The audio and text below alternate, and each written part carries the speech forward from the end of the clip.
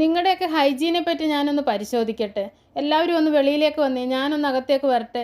ഇത് ലാലേട്ടൻ പറയുകയാണ്. അതിനുശേഷം കുടുംബാംഗങ്ങളെല്ലാം വെളിയിലേക്ക് വരുന്നു. ലാലേട്ടൻ സ്പൈക്കുട്ടനെയും കൊണ്ടാണ് അകത്തേക്ക് പോകുന്നത്.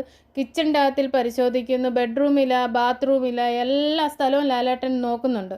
കിച്ചണിൻ്റെ അകത്തിലാണെങ്കിൽ ആരോ പ്ലേറ്റ് കഴിച്ചിട്ട് കഴുകാതെ വെച്ചിട്ടുണ്ട്. ഡൈനിങ് ടേബിളിൽ കുറച്ച് കറി അതും ഇതുമൊക്കെ ഇങ്ങനെ കുറച്ച് തുറന്നൊക്കെയാണ് ഇരിക്കുന്നത്. അതുപോലെ ബെഡ് പലരും 1-2 പേര് ബെഡ് മടക്കി വെച്ചിട്ടില്ല. പിന്നെ ബാത്റൂം ഏരിയ അവിടെയൊക്കെ കൊള്ളാം എന്ന് ലാലേട്ടൻ ബാത്റൂമൊക്കെ തുറന്ന് നോക്കിയിട്ട് ലാലേട്ടൻ പറയുന്നുണ്ട്, കുഴപ്പമില്ല, കൊള്ളാം എന്ന് പറയുന്നുണ്ട്. അതിനുശേഷം ലാലേട്ടൻ 18 പേര് താമസിക്കുന്നു എന്ന നിലയിൽ വളരെ കുറച്ച് കുഴപ്പമില്ലാത്ത ഒരു അവസ്ഥയാണ് കാണുന്നത് എന്ന് പറയുന്നുണ്ട്. പിന്നെ വന്നിട്ട് ആരുടെ ബെഡാണ് അവിടെ ആ രീതിയിൽ കിടക്കുന്നതെന്ന് ചോദിക്കുന്നുണ്ട്. അത് ആര്യൻ്റെയും ശാരിക കെബിയുടെയും ബെഡായിരുന്നു മടക്കാതെ ഇട്ടിരുന്നത്.